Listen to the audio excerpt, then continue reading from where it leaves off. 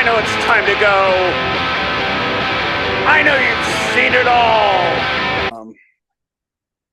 Okay, I guess it tells you. Well, that's it. We're recording. Right. Okay. Ralph, hello. Welcome to No Echo. First, thank you for taking the time out. It's a Sunday afternoon. Sundays afternoons are holy for everybody. Yeah. Thank you. First, can you tell us, I guess, where we got from here to now? So we got from Victim's Family, Alternative Tentacles, to, Jello Biafra's Guantanamo Bay. I mean, how do we get to Freak Accident to our fifth album by now? Is to my understanding. Right. So, I mean, tell me, can you tell us? I mean, how do we get from here to now, briefly, or if you want to go long form, whatever you want to do. Yeah, sure. So, I mean, Victim's Family started in 1984. First album in 1986 on Mordam. 3 albums on Mordam, and then fourth album in 92, starting to be on Alternative Tentacles. It's kind of like when we started our relationship with AT. We had played with the Dead Kennedys in like 86. So, and they were like the first hardcore band I ever saw. So it's just, very cool, right? Yeah. Amazing, right? Right. So then Victim's Family went on pretty hardcore for like 10 years, broke up the first time. The bass player and I had a couple of different bands going through, and we regrouped as Victim's Family in like 2001 and put out a record with a different drummer than we normally had. And then when that lineup kind of broke up is the first time I made a Freak Accident record. It was sort of more of like it was sort of a songwriting kind of thing. Like I was doing a lot of recording myself. I started recording in my bedroom. So it's the first record is it's kind of all over the map. There's noisy stuff, there's poppy stuff, there's piano stuff, there's just, there's tango stuff. I mean, it's really all over the map. Victim's Family got back together in 2004 and started playing regular, like a few shows a year. Our drummer does a lot of touring as a roadie.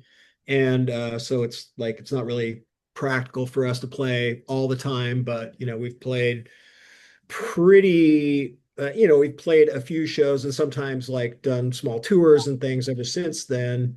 But it's been kind of like up and down, and made the second Freak Accident record in 2007. We did some touring with No Means No, like that kind of stuff. And then around 2008 is when Biafra approached me about starting Guantanamo School of Medicine.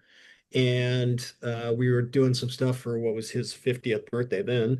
And let's see. So that band got together for that.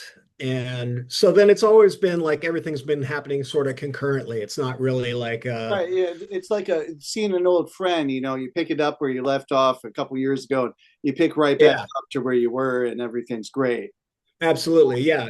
So it kind of does make it sort of, I don't know, difficult to move all the pieces, along, right? Like, it had made it sort of difficult to push anything with the Freak Accident. So basically it's just been, ever since the second record, AT put out the first one. Ever since the second record, Biafra was like, I don't really have the money to do the second record. So I kind of like did that one myself, but also had a friend that I made in Europe, like put it out on vinyl in Europe. So I've just always been kind of like doing that band for the Freak Accident since, I guess the first album is 2004. So I started working on it in about 2002. And then when things started kind of slowing down with Guantanamo School of Medicine, so about 2008 to 2018 was when we were really active, and we haven't really done anything since then, although there was a record in 2021. When things started slowing down, I put a new lineup of the Freak Accident together, and started put out a couple of things, put out an EP of like surf versions of Joy Division songs and That's fun. and That sounds like fun. Yeah. Yeah. oh man, it's great. That sounds like a lot It's of really fun. fun, like, just kind of like record with two mics in my rehearsal room. Like it's pretty great. So doing stuff like that, and then we made another record, and then during like after COVID, like the lineup, like the rhythm section lineup changed completely again. And so into the lineup that we have now, which made and we made Outer Spaces boring, and then this new record, The Midnight Show. So that brings you up to date with Okay. everything. Oh, thank you for that. Thank you for in so many words, summing up your career there. Yeah. Thank you. So catching up us up now. This is a really meta record. Like from the start of the intro, like I love that intro. Oh, thanks, man.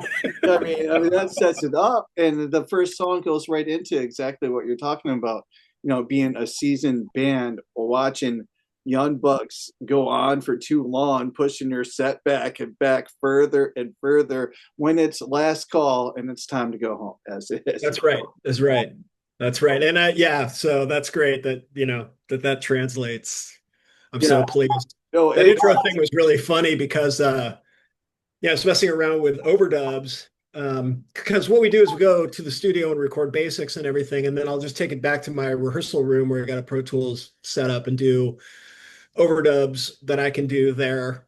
And I was messing around with that intro idea, and it wasn't really coming together until I recorded the piano on a piano that's in Golden Gate Park. I live really close to that. Oh, and wow. yeah, it's a piano that's outdoors, and I just like went over on a run one morning and just like stuck my phone and recorded the piano intro. But then like the bad background vocals, they're like a bad take from the backing vocals of I'm Still Here. So it's the guys are all out of tune. Oh, But wow. I noticed that those files just kind of like move themselves to the front of the session with like it wasn't even on purpose. It just kind of like so all of a sudden they come in and they're like, whoa! It's just like Yeah. So cracked yeah, up. no, unkept and unrehearsed, which I think Unrehearsed. Yep. such a good line. So going back to that, like, so it's a powerful first song into the album. I mean, it's such a meta album where you're talking about being a band where you're seasoned. Like, can you tell me like what any stories you've seen on the road or any memories of the best shows you played at being a seasoned band like this, coming back and being like, we've seen it all. What can you show me? Yeah, well, I mean, really kind of what I'm talking about with this is that it's like I've been in a lot of bands that were sort of notable and worked a lot and toured a lot. And then, the Freak Accident seems like it's always sort of starting over as a local band, right? Like, turn over. So you're kind of like when you've been in this, area where like you play big shows or you play festivals or like you think you're some big shit, and then you're back just like playing local shows and angling for the right spot on the bill and try to be Right.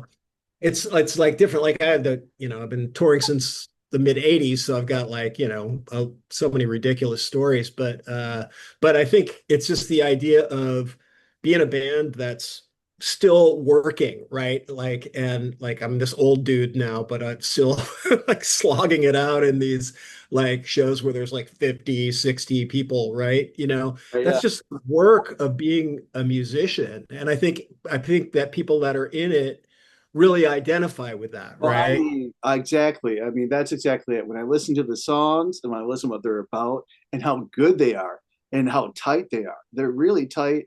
The drum solo in track 3, and then when you come in with the vocal break I mean, that's good stuff, man. That is fun. A drum solo. Who I know. Yeah, Brad is just so when he came in the band, he's just got such a unique style. I mean, he's played in a lot of punk rock bands, but he's not like a punk rock drummer. Like he's very much, I don't know, he's kind of like he's very like into like Stuart Copeland. He's a huge like Fishbone fanatic. So he's like into ska. He's like, I mean, he likes punk, It's like kind of his thing. Jam But session, like big drummers.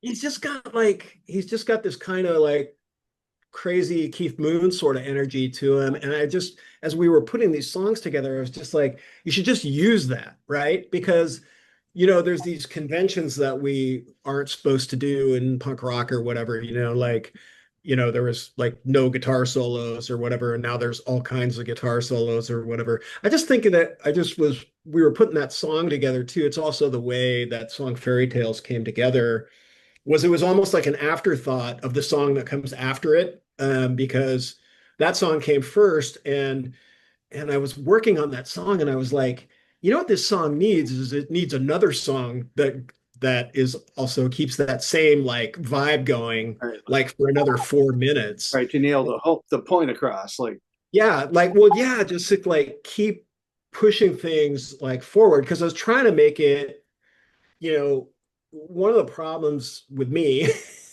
as a person that writes music is that I'm interested in doing so much stuff. So it's like it's hard for people, like it's hard for me to just sit down and decide, okay, I just want to make a record that rocks, right? Like because I'm always going to take you some other place well, let me that's tell you, that record rocks. I listened to it a bunch. It rocks. It's jam. right on, man. Good Right on. upbeat tempo. There's no boring tracks. There's a long one, and it's good. It keeps you captivated. I mean, it tells you about the Yeah. freak accident itself. Like it's a good, Yeah. yeah, Right on. yeah. I did Good to hear. like did enjoy it. It's a good record. People should check it out. And it comes out when on February 6th. February 6th. And is there going to be a physical release? Is it just on? Yeah, there's all kinds of vinyl on our Bandcamp and Nadine Records Bandcamp. Okay. We got all kinds of vinyl up for sale, and it's going to be in stores. We've got like some distribution on this release too. A little publicity, a little distribution, like trying to So just that's like awesome. Well yeah. deserved. Well deserved. Well earned. Like it's Thank you. Yeah. it's such a solid record.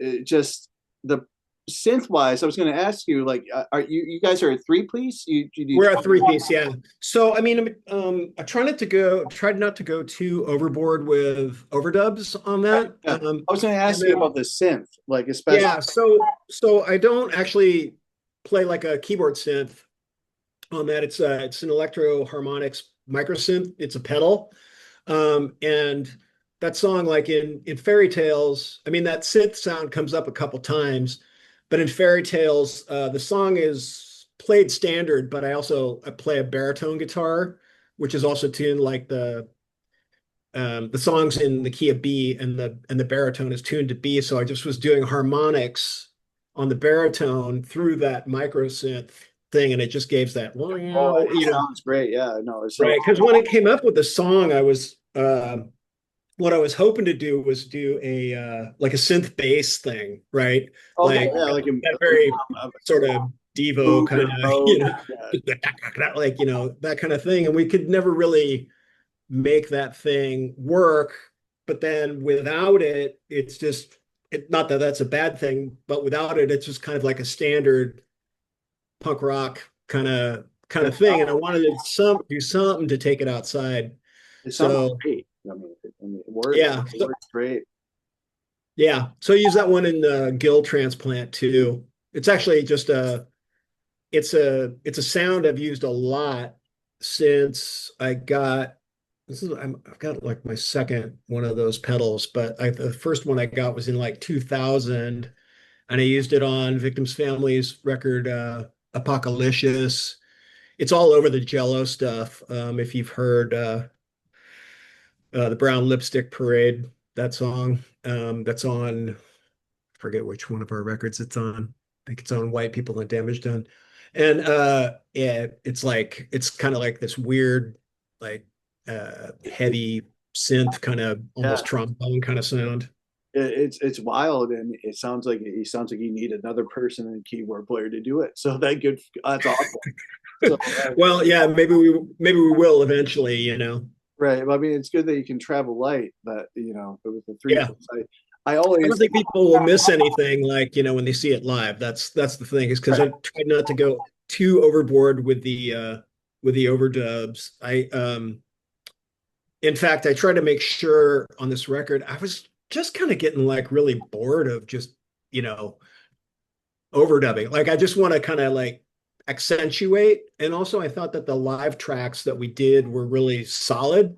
So while I always like to make records, you know, like I think it's cool to make a document of just how the band plays, but I also want to do stuff to bring people in, like Right. No, the no. records Yeah, I get that what I you're saying. like. Like you want it organic and natural, but at the same time, you want some sort of flair or something to grab some attention. Exactly. Yeah, so you know, but I don't want to go too much, and so I kind of limited myself to just like the guitars. When I laid them down, they're in stereo. There's two amps, like just the on the live guitars.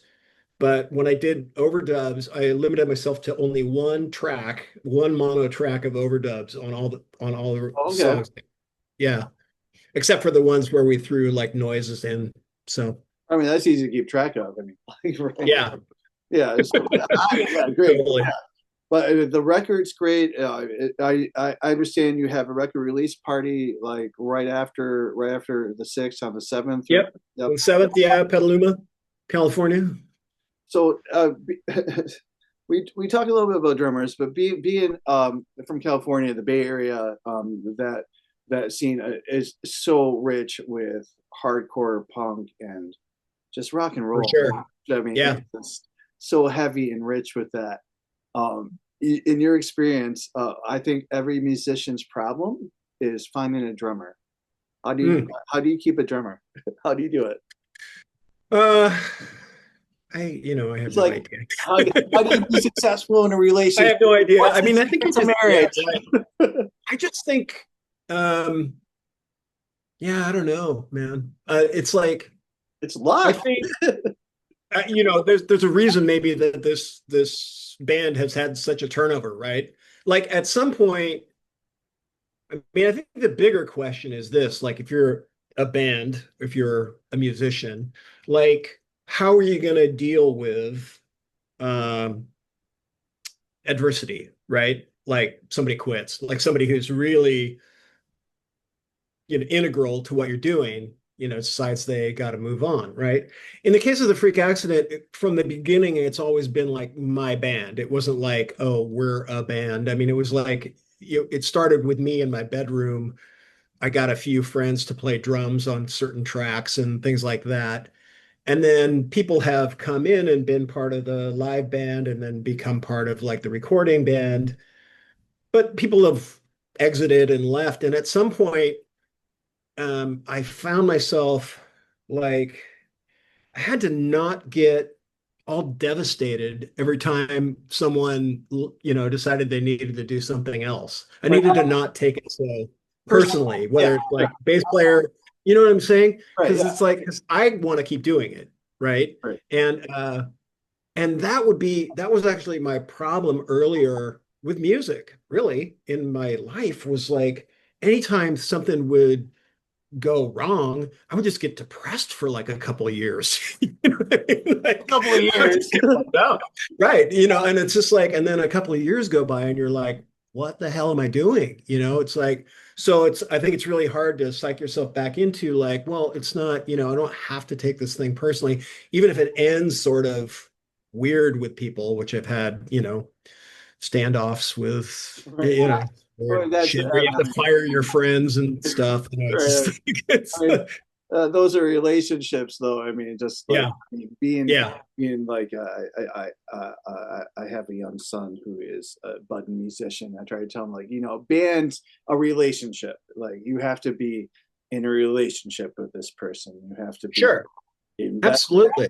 in And so that's actually the thing right now. Like another reason why I really want people to hear this record because, um, you know, the interesting thing about these guys that I'm playing with now, the guys that Austin and Brad, like we're buddies. Not that I wasn't friends or whatever with the other people. Like I've been tight with pretty much everybody who's been in this band, right? But that's we kind of share a lingo. We kind of share um, it's just it oh, like yeah, and with any band, an unspoken bond where you can just come in together. you don't have to talk Well, about it's like where you're like a gang, it. like versus like, oh, we're some dudes that, made a record in our 20s and like, and we don't have anything in common anymore, which, sometimes it feels like that when you've been in like these really long relationships. Like if you're not working all the time together, like you're not having those common experiences where stuff like "Don't blame me" like comes Yeah, out, bro. like the Right, fact that yeah, that's we're all going through this experience that sucks together. you're like, yeah, we are doing this together. Like, I know this sucks, this Yeah. sucks. Like, we gotta do this together. Hmm. So I want to talk to you about some of the lyrics. I think one, that really resonated with me, like "The Good Die Young, but I'm still here." Right. Can you tell me about that? What made that? Because that's a Well, great line. Because yeah, I mean, obviously I'm just like torturing the hell out of that metaphor, but it's like, but at the same time, when I thought about it afterwards, and it's one of those songs that sort of went through all these different rewrites. But really, I've lost a couple of like really close friends and my cousin and stuff, in the writing and during the writing of this record. And it's interesting to me because of what kind of came through is like I realized that my default setting of like this, I don't know, sarcasm, satire, whatever, like that I kind of write lyrics from is like totally inadequate for dealing with like for dealing with like the loss, right? It's kind of like this weird, almost like this weird survivor guilt, right? Like and it's been weird in the last, I mean, it's been weird in the last few years, like COVID and all this stuff, like where, I lost a few people in my life, significant key friends and stuff. And you didn't really get that opportunity to sort of grieve them, right? Because people weren't together. And then it just, really, I think to me, there's a lot of, it's there's some powerful. pain behind it. It's a And then at the same, powerful line. I thought when I heard that, I was like, wow, damn, right, right. good. Yeah. And then you start playing, and then I start playing a little bit about this whole idea of like, um, you know, just morality, right? It makes you face it right away. Like, okay, right. like why am Yeah, I? morality and mortality, Yeah, right? exactly. Yeah. So I don't know. It's funny because like half the time I'm listening to that song and I'm like, this is just total nonsense. And then the rest of the time I'm like, no, I like digging at something. I don't really quite know what it is.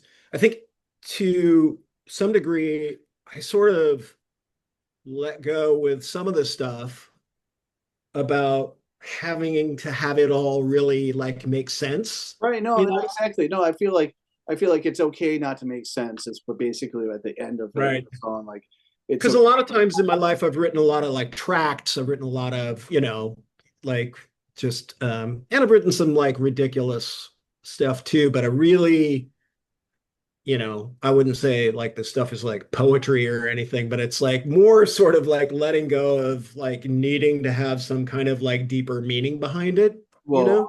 yeah. Well, I mean, the album is full of these little nuggets, gems, little these lyrics, these quips that are just so great, meta, make you aware, make you feel present. It's a great album. I encourage everyone to go seek it out when it comes out on February 6th. I'm told that's when Yeah, yeah. Pre-sales up now on thefreakaccident.bandcamp.com and at Nadine Records on Bandcamp. okay. Well, before we wrap this up, is there anything you want to add or anything you want to let Noah know? No, man, I really appreciate you having me on, and yeah, All looking right. forward to hearing from you guys more. Okay, sounds good. Well, thank you so much for taking the time out. Have a great afternoon. Thank you so much. Yeah, you too, Wyatt. Thanks a bunch. Thank you. All right. Let me just